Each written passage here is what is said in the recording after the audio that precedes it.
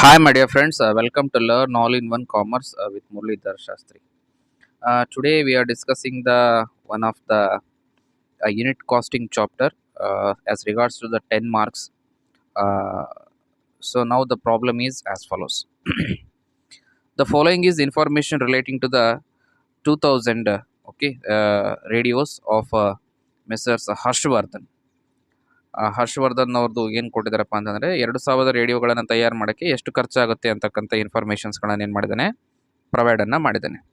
So ಅದೇ ರೀತಿಯಾಗಿ opening stock of Ra materials 20,000, purchases of raw materials 5 lakh, closing stock of Ra materials 40,000, wages 7,20,000, factory over heads 3 lakh, depreciation 3,60,000, rent 60,000, selling expenses 1,80,000, general expenses 1,20,000. ಅದೇ ರೀತಿಯಾಗಿ next sales ಕೊಟ್ಟಿದ್ದಾನೆ ನಮಗೆ 24 lakh ಅಂತಕ್ಕಂಥದ್ದನ್ನು ಏನು ಮಾಡಿದ್ದಾನೆ ಸೇಲ್ಸನ್ನು ಕೊಟ್ಟಿದ್ದಾನೆ. ಫೈನ್. ಮುಂದುವರೆದು ನಮಗೆ ಇನ್ಫಾರ್ಮೇಷನ್ಸ್ಗಳನ್ನು ಕೊಟ್ಟಿದ್ದಾನೆ. The company plans to manufacture 3,000 radios. ನೋಡಿ, ನಮಗೆ ಮೇಲ್ಗಡೆ ಕೊಟ್ಟಿರ್ತಕ್ಕಂಥ ಇನ್ಫಾರ್ಮೇಷನ್ ಏನು ಅಂದರೆ 2,000 ರೇಡಿಯೋಗಳನ್ನು ತಯಾರು ಮಾಡೋಕ್ಕೋಸ್ಕರ ಇವಾಗ ನಾವು ಎಸ್ಟಿಮೇಟೆಡ್ ಕಾಸ್ಟ್ ಶೀಟನ್ನು ಹಾಕಬೇಕಾಗುತ್ತೆ.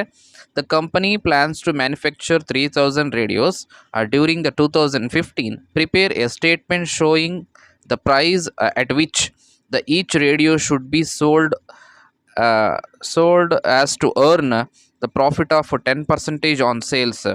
Following additional information is supplied. ನೋಡಿಪ್ಪ, ಇವಾಗ ನಾವು 10% ಪ್ರಾಫಿಟ್ಗೆ ಏನು ಮಾಡಬೇಕು ಅಂತಂದರೆ 3,000 ರೇಡಿಯಸ್ಗಳನ್ನು ತಯಾರು ಮಾಡಬೇಕು. 10,000 ರೂಪಾಯಿ 10% ಪ್ರಾಫಿಟ್ಗೆ ಏನು ಮಾಡಬೇಕು, ಮಾರಾಟವನ್ನು ಮಾಡಬೇಕು. ಮಾರಾಟ ಮಾಡೋಕ್ಕೆ ಸಂಬಂಧಪಟ್ಟಂಗೆ ನಮಗೇನು ಮಾಡಿದ್ದಾರೆ, ಅಡಿಷ್ನಲ್ ಇನ್ಫಾರ್ಮೇಷನ್ಸ್ಗಳನ್ನು ಕೊಟ್ಟಿದ್ದಾರೆ.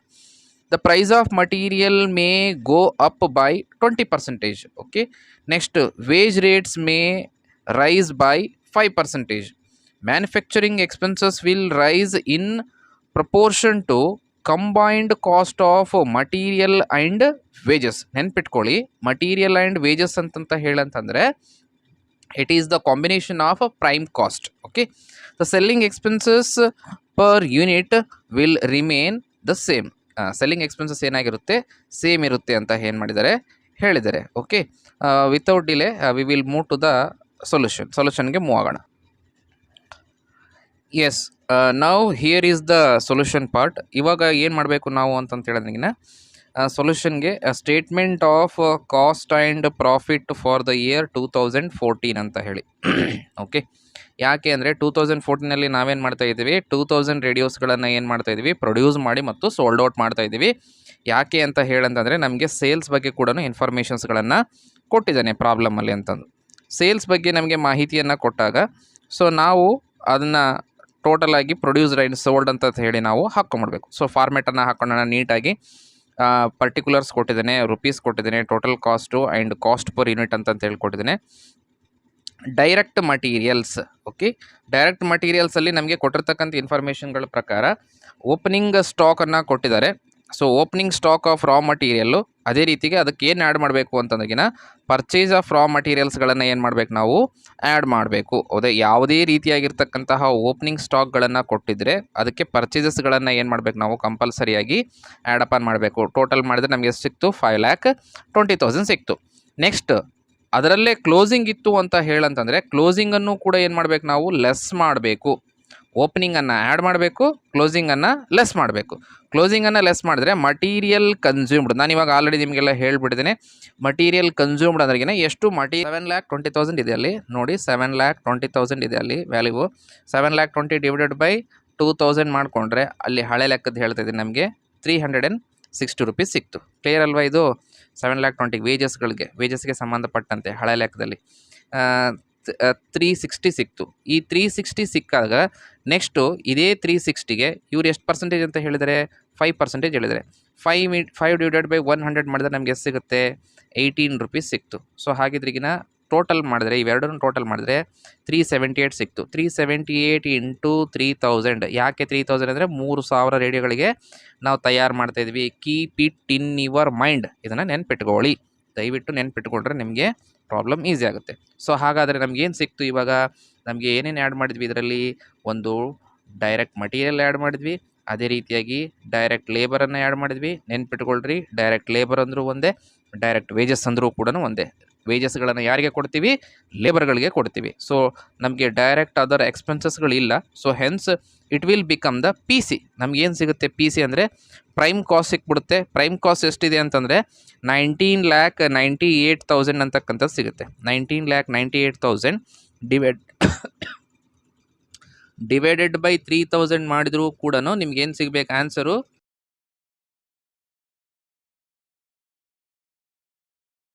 ಏನು ಸರ್ ಇದು ನಮ್ಗೆ ಅರ್ಥ ಆಗ್ತಿಲ್ಲ. ಮ್ಯಾನುಫ್ಯಾಕ್ಚರಿಂಗ್ ಅಂದರೆ ಮ್ಯಾನುಫ್ಯಾಕ್ಚರಿಂಗ್ ಅಂತಂತ ಹೇಳಂದರೆ ಫ್ಯಾಕ್ಟ್ರಿಯಲ್ಲೇ ಏನಾಗುತ್ತೆ? ಮ್ಯಾನುಫ್ಯಾಕ್ಚರಿಂಗ್ ಆಗುತ್ತೆ, ಹೌದಲ್ವಾ? ನಮಗೆಲ್ಲರಿಗೂ ಕೂಡ ಗೊತ್ತಿರಬೇಕಾಗಿರ್ತಕ್ಕಂಥ ವಿಚಾರ ಏನಾಗುತ್ತೆ ಅಂದರೆ ಮ್ಯಾನುಫ್ಯಾಕ್ಚರಿಂಗ್ ಎಲ್ಲಿ ಆಗುತ್ತೆ?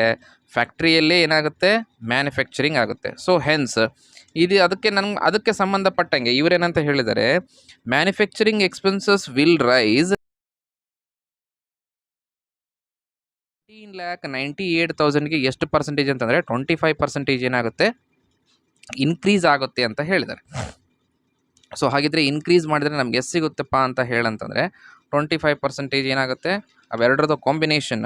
Okay, manufacturing expenses will rise in the portion of combined cost and manufacturing. ಈಗ 25% ಬಂದಿದೆ ನಮಗೆ. 25% ಎಲ್ಲಿಂದ ತೊಗೊಂಡು ಬಂದ್ರಿ? ಭಾಳ ಜನಕ್ಕೆ ಡೌಟು. 25%ನ ಎಲ್ಲಿಂದ ತೊಗೊಂಡು ಬಂದ್ರಿ? ನೋಡಿ, ಇವಾಗ 25% ಏನು ಮಾಡ್ತೀನಿ ನಾನು ನಿಮಗೆ ಕ್ಯಾಲ್ಕುಲೇಷನ್ಸನ್ನು ತೋರಿಸ್ತೀನಿ. ಸೊ ವರ್ಕಿಂಗ್ ನೋಟ್ಸ್ಗಳಿದೆ. ಓಕೆ, ವರ್ಕಿಂಗ್ ನೋಟ್ ಏನಿದೆ? Calculation of percentage of manufacturing expenses, ಓಕೆಪ್ಪ, to prime cost. Prime cost ಅಂತಂತ ಹೇಳಿದಂಗೆ ಕಂಬೈನ್ಡ್ ಕಾಸ್ಟ್ ಅಂದ್ರೆಗಿನ ಎರಡು ಒಂದೇ. ಪ್ರೈಮ್ ಕಾಸ್ಟ್ ಅಂದ್ರೆ ಒಂದೇ.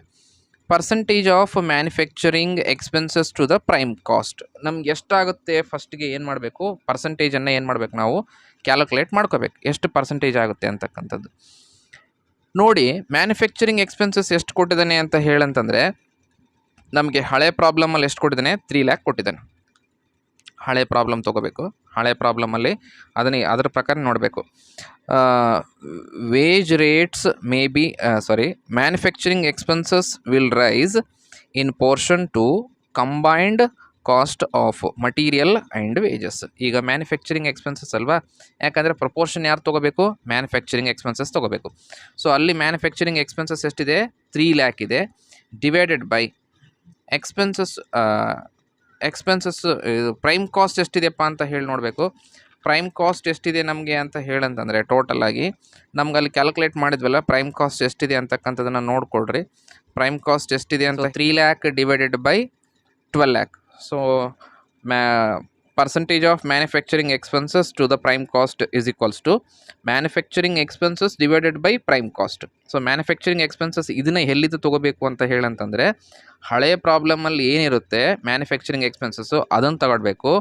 ಅದೇ ರೀತಿಯಾಗಿ ಪ್ರೈಮ್ ಕಾಸ್ಟ್ ಈಗಿಂದ 12 ಲಕ್ಷ, ಇವು ಇನ್ನು ನೋಡಿ ಟೋಟಲ್ ಮಾಡಿದ್ದು ಹಳೆ ಪ್ರಾಬ್ಲಮ್ದೇ ಎಷ್ಟಿದೆಪ್ಪ ಅಂತಂತೇಳಿದ್ರಿಗಿನ 12 ಲಕ್ಷ ಇದೆ. ಸೊ ಹಾಗಿದ್ರಿಗಿನ ಇದರ ಕಾಂಬಿನೇಷನ್ ಪರ್ಸೆಂಟೇಜ್ ಎಷ್ಟಾಗುತ್ತೆ ಅಂತ ಹೇಳಂತಂದರೆ 25% ಆಗುತ್ತೆ. ಹೌದಾ? ಎಷ್ಟು ಪರ್ಸೆಂಟೇಜ್ ಆಗುತ್ತೆ? 25%.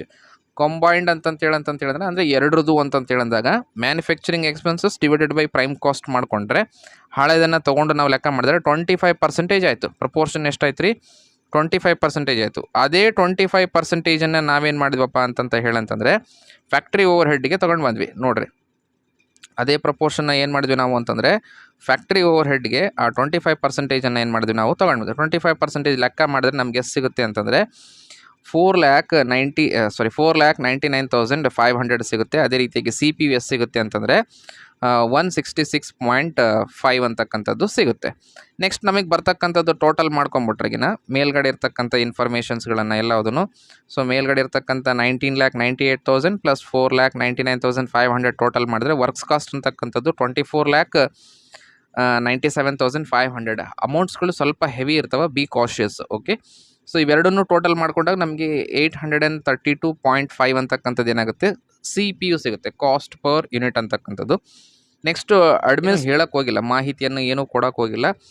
ಕೊಡದೇ ಇದ್ದಾಗ ಮಾಹಿತಿಯನ್ನು ಯಾವುದ್ರ ಬಗ್ಗೆನೂ ಕೂಡ ಕ್ಲಿಯರಾಗಿ ಮಾಹಿತಿಯನ್ನು ಕೊಡದೇ ಇದ್ದಾಗ ಡೈರೆಕ್ಟಾಗಿ ನಾವೇನು ಮಾಡಬೇಕು ಅಂತ ಹೇಳಂತಂದರೆ ಡೈರೆಕ್ಟಾಗಿ ನಾವೇನು ಮಾಡಬೇಕು? ಓನ್ಲಿ ಟೋಟಲ್ ಕಾಸ್ಟನ್ನು ಮಾತ್ರ ತೊಗೋಬೇಕು. ನೆನ್ಪಿಟ್ಕೊಳ್ಳಿ, ಏನು ತೊಗೋಬೇಕು?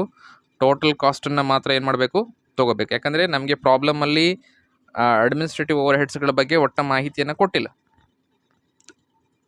ಅಂತಹ ಸಂದರ್ಭದಲ್ಲಿ ಏನು ಮಾಡಬೇಕು ಅಂತ ಹೇಳಂದರೆ ಡೈರೆಕ್ಟಾಗಿ ನಾವು ಕಾಸ್ಟನ್ನು ರೆಪ್ರೆಸೆಂಟ್ ಮಾಡಬೇಕು. ಅದು that is the total cost. Okay, total cost ಏನಾಗಿರುತ್ತೆ ಅದನ್ನು ರೆಪ್ರೆಸೆಂಟ್ ಮಾಡಿ ಡಿವೈಡೆಡ್ ಬೈ 3000 ಮಾಡಬೇಕು. 3000 ಮಾಡಿದ್ರೆ CPU ಅಂತಕ್ಕಂಥದ್ದು ಬರುತ್ತೆ 180 ಆಗುತ್ತೆ. ಹೌದಾ, CPU ಏನು ಸಿಗುತ್ತೆ ನಮಗೆ 180 ಅಂತಕ್ಕಂಥದ್ದು ಏನಾಗುತ್ತೆ CPU ಸಿಗುತ್ತೆ. ನಾವು ಮತ್ತೆ ಏನು ಮಾಡೋಣ, ಟೋಟಲ್ ಮಾಡ್ಕೊಳ್ಳೋಣ.